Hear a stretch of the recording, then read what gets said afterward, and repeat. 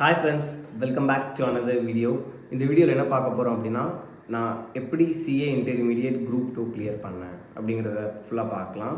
என்னென்ன strategies use பண்ணேன், என்னென்ன டெக்னிக்ஸ் யூஸ் பண்ணேன், ஸோ யார் யார்கிட்ட கோச்சிங் கிளாஸஸ் அட்டன் பண்ணேன், என்னென்ன யூடியூப் வீடியோஸ் ரெஃபர் பண்ணேன், எப்படி படித்தேன், எவ்வளோ டைம் மேனேஜ்மெண்ட் எல்லாமே இருக்கும். ஸோ இது எல்லாத்தையும் டீட்டெயிலாக நம்ம பார்க்கலாம். ஸோ இது எல்லாத்துக்கும் முன்னாடி யாரெல்லாம் புதுசாக பார்க்குறீங்களோ அவங்களுக்குலாம் ஒரு சின்ன இன்ட்ரடக்ஷன். ஸோ நான் CA intermediate group 1 May month எழுதி சக்ஸஸ்ஃபுல்லாக பாஸ் பண்ணிட்டேன். And then CA intermediate group 2 September attempt, அதாவது ப்ரீவியஸ் அட்டெம்ப்ட் எழுதி சக்ஸஸ்ஃபுல்லாக கிளியர் பண்ணிட்டேன் with God's blessings and parents blessings and உங்களோட விஷஸோட. ஸோ இந்த 2 கன்சிக்யூட்டிவ் சக்ஸஸ்ஃபுல் அட்டெம்ப்ட்ஸ்க்கு பின்னாடி ஒரு கம்பேக் ஸ்டோரி இருக்குது, ஒரு ஃபெயிலியர் இருக்குது. ஸோ அந்த ஃபெயிலியரை நீங்கள் பார்க்கணும் அப்படின்னா யூடியூப்பில் என்னோடய பழைய வீடியோவில் நான் இங்கே இல்லைனா இங்கே கார்ட் கொடுக்குறேன். ஸோ அதை கிளிக் பண்ணி பழைய வீடியோ செக் பண்ணி பாருங்கள், அதில் எல்லா ஸ்டோரிஸும் சொல்லியிருப்பேன். ஸோ இந்த வீடியோவில் டிலே பண்ணாமல் நம்ம வீடியோக்குள்ளே போயிடலாம். ஸோ குரூப் 2 எடுத்துக்கிட்டோம் அப்படின்னா டோட்டலாக 3 papers: costing, auditing, financial management and strategic management. Exam எழுதி 3 months அதனால் சப்ஜெக்ட் பேரே மறந்து போச்சு.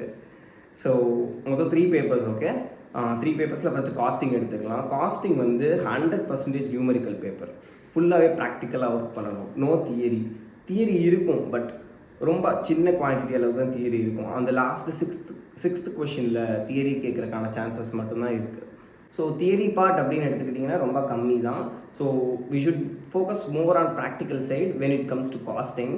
காஸ்டிங்கில் வந்து அக்கௌண்ட்ஸ் மாதிரி அப்படியே கிடையாது, completely different from accounts. Costing வந்து கம்ப்ளீட்டாக டிஃப்ரெண்ட். அரௌண்ட் 10 to 12 சாப்டர்ஸ் கிட்டே இருக்குது. ஸோ ப்ரீவியஸ் சிலபஸ்லேருந்து 2 to 3 சாப்டர்ஸ் கூட ரிமூவ் பண்ணியிருக்காங்க.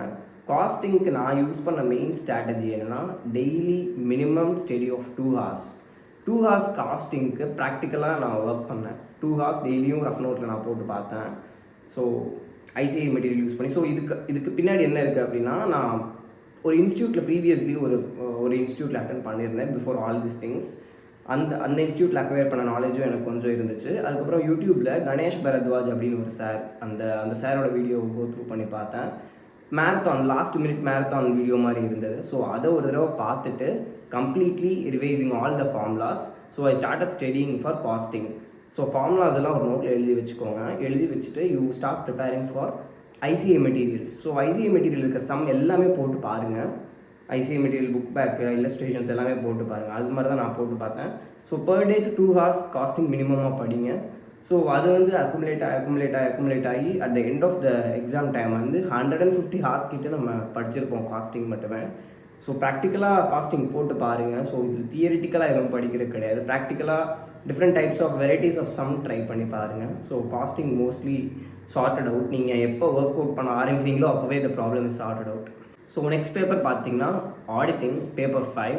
ஸோ இது ஒரு தலைவலி தாங்க இந்த பேப்பர் எப்போ தலைவலியாக மாறும் அப்படின்னா, நம்ம படிக்காமல் போய் எக்ஸாமில் உட்காந்தா பயங்கர தலைவலியாக மாறிடும். நான் எப்படி 8 பேப்பர்ஸ் எழுதி 8 பேப்பர்ஸ் சொன்னோடனே தான் ஞாபகம் வருது. உங்களுக்கு தெரியாதில்ல அந்த 8 பேப்பர் ஸ்டோரி. கண்டிப்பாக நீங்கள் என்னோட பழைய வீடியோ செக் அவுட் பண்ணி பாருங்கள். அப்போ தான் என்னோட 8 பேப்பர் ஸ்டோரி என்ன அப்படின்னு உங்களுக்கு தெரியும். நான் அதை எப்படி ஓவர் கம் பண்ணேன் அப்படிங்கிறது உங்களுக்கு தெரியும். ஸோ அப்போ பயங்கரமாக அடி வாங்கியாச்சு. ஒரு 20s கிட்ட தான் மார்க் எடுத்தேன். ஸோ அதனால் இந்த தடவை கண்டிப்பாக விடவே கூடாது அப்படின்ட்டு நானும் என் ஃப்ரெண்ட்ஸ் எல்லாம் பயங்கர R&D பண்ணி ஆன்லைன் வீடியோ கிளாஸஸ் பர்ச்சேஸ் பண்ணியிருந்தோம். ராமகிருஷ்ணா சாரோட தான் வாங்கியிருந்தோம். ஸோ இங்கே ஒரு பெரிய ட்விஸ்ட்டு வச்சாங்க எங்களுக்கு. ஸோ இந்த ஃபுல் ஃப்ளெஜ்டு கோர்சஸ் வந்து 100 hours இருந்தது. எங்களுக்கு இருந்ததோ 2 மாதம் தான். ஏன்னா மே மந்த் எக்ஸாம் எழுதுகிறோம், September month next exam, July month தான் ரிசல்ட் வந்தது. So within 2 months of time நாங்கள் வந்து 100 hours பார்க்க வேண்டியது இருந்தது. 3 சப்ஜெக்ட்ஸ் படிக்கணும், செல்ஃப் ஸ்டடி பண்ணணும், 100 hours பார்க்க வேண்டியது இருந்துச்சு. இந்த 100 hours பார்த்தோன்னே பாதி மயக்கம் போட்டு விழுந்துட்டேன். ஸோ எய்தர் குவாலிட்டியாக படிக்கணும் 100 hours-ஐயும், இல்லைனா 100 hours-லேருந்து ஒரு 60 hours மட்டும் படிச்சுட்டு ஸோ அதுலேருந்து எவ்வளோ குவாலிட்டியாக நாலேஜ் நம்ம கெயின் பண்ண முடியுது அப்படிங்கிறத பார்த்துட்டு தான் நாங்கள் போனோம். ஸோ நாங்கள் என்ன பண்ணோம்னா, ஒரு 50 to 60 hours படிச்சுட்டு அதில் குவாலிட்டியாக கண்டென்ட் கெயின் பண்ண முடியுமோ அந்த கண்டென்ட்டை கெயின் பண்ணிவிட்டு அதை வச்சு தான் நாங்கள் எக்ஸாம் எழுதணும். ஸோ பட் அதுவே ஒரு பெரிய சக்ஸஸாக தான் இருந்தது. அந்த ராமகிருஷ்ணா சார் கொடுத்த மெட்டீரியல், ஐசிஐ மெட்டீரியல் எல்லாமே பயங்கர ஹெல்ப்ஃபுல்லாக இருந்தது. ஆடிட் பொறுத்தளவுக்கு ரைட்டிங் ப்ராக்டிஸ் தான் கம்ப்ளீட்டாக. த நம்பர் ஆஃப் டைம்ஸ் நம்ம ரிவிஷன் பண்ணுறதை பொறுத்து தான் நம்மளோட ஆன்சர்ஸ் எப்படி வரும் அப்படிங்கிறது இருக்குது. ஸோ மல்டிபிள் டைம்ஸ் நம்ம புக்கை ரீட் பண்ணிக்கிட்டே இருந்தோம் அப்படின்னா the way we interpret the answer will differ from start. So நீங்கள் கடைசி நாள் எக்ஸாமுக்கு முன்னாடி நாள் புக்கை படிக்கிறப்ப கூட உங்களுக்கு அது வித்தியாசமாக தெரியலாம். ஸோ அதனால் ப்ரீவியஸாகவே ஒரு 5-6 தடவை புக்கை ரீட் பண்ணிட்டோம் அப்படின்னா இந்த பிரச்சனை இருக்காது. ஸோ இந்த பிரச்சனையை சார்ட் அவுட் பண்ணிடலாம். ஸோ ஆடிட்டுக்கு ஒன்றும் கிடையாது மீன்ஸ் நான் சிம்பிளி சொல்லலை. Multiple number of revision and reading the book it helps a lot. எப்படின்னா பயங்கரமாக, ஏன்னா நம்மளுக்கு கடைசி நிமிஷம் வரைக்கும் புதுசாக தான் தெரியும் ரீட் பண்ணிக்கிட்டே இருந்தால். ஸோ இதை நம்ம ப்ரீவியஸாகவே ரீட் பண்ணி வச்சிட்டோம் அப்படின்னா இந்த பிரச்சனை இருக்காது. ஆடிட்டும் ஓரளவு sorted out. So next paper is paper 6, அதாவது final paper, financial management and strategic management. So இந்த பேப்பரில் 2 பார்ட்ஸ் இருக்குது, financial management and strategic management. So இது 50 மார்க்ஸ், இது 50 marks. Part A part B ரெண்டுமே வேறு கம்ப்ளீட்டாக வேறு சப்ஜெக்ட். இது வரைக்கும் நம்ம இது மாதிரி பார்த்துருக்கவே மாட்டோம். இது ஃபுல்லாக தியரட்டிக்கல், இது ஃபுல்லாக ப்ராக்டிக்கல். ஸோ ஃபைனான்ஷியல் மேனேஜ்மெண்ட் எடுத்துக்கிட்டிங்கன்னா காஸ்டிங்க்கு ப்ரிப்பேர் பண்ண அதே ஸ்ட்ராட்டஜி, சேம் ஸ்ட்ராட்டஜி.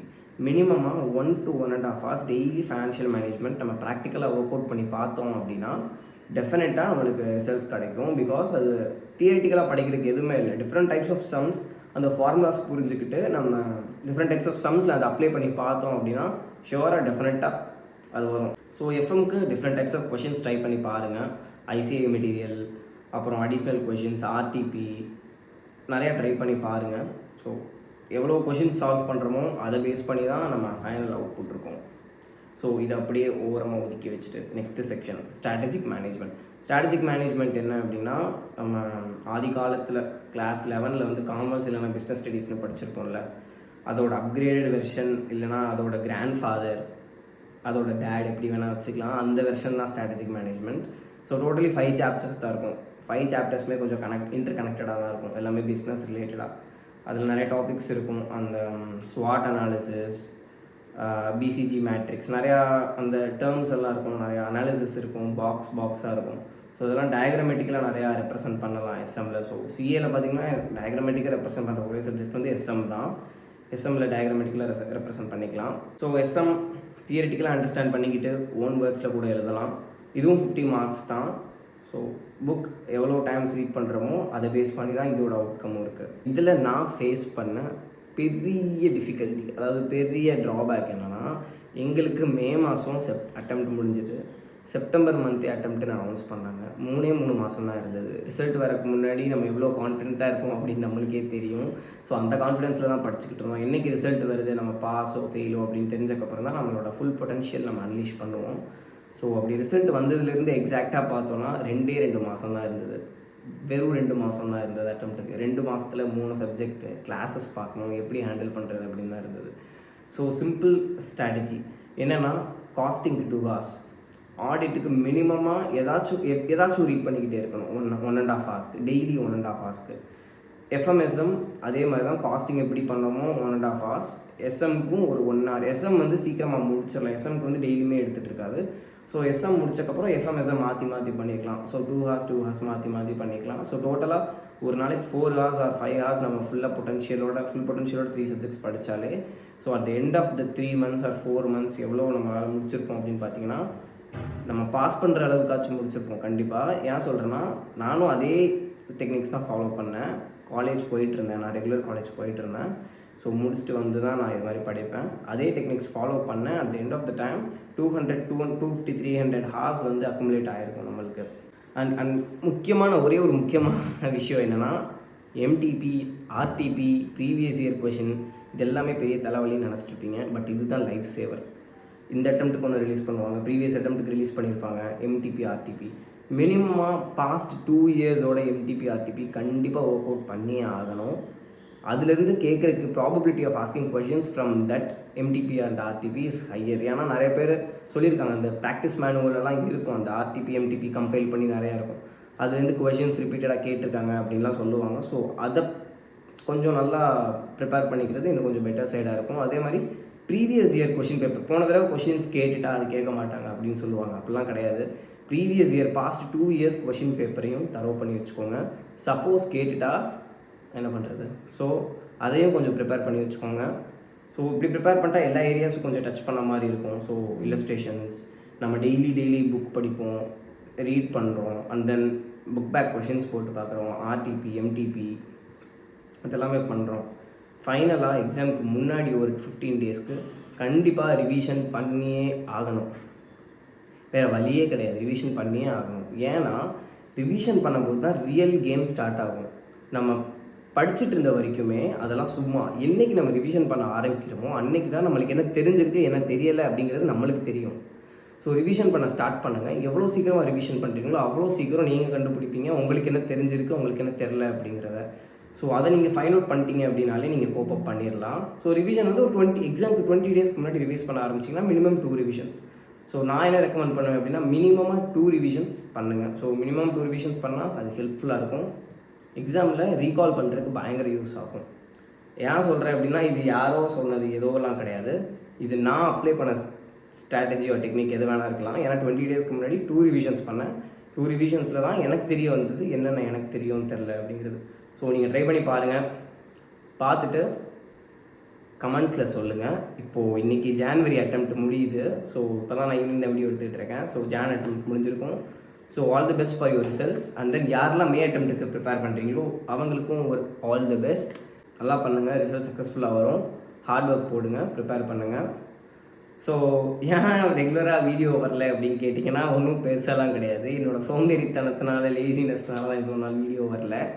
ஸோ இதுக்கப்புறம் நான் ரெகுலராக வீடியோ போட ட்ரை பண்ணுறேன்.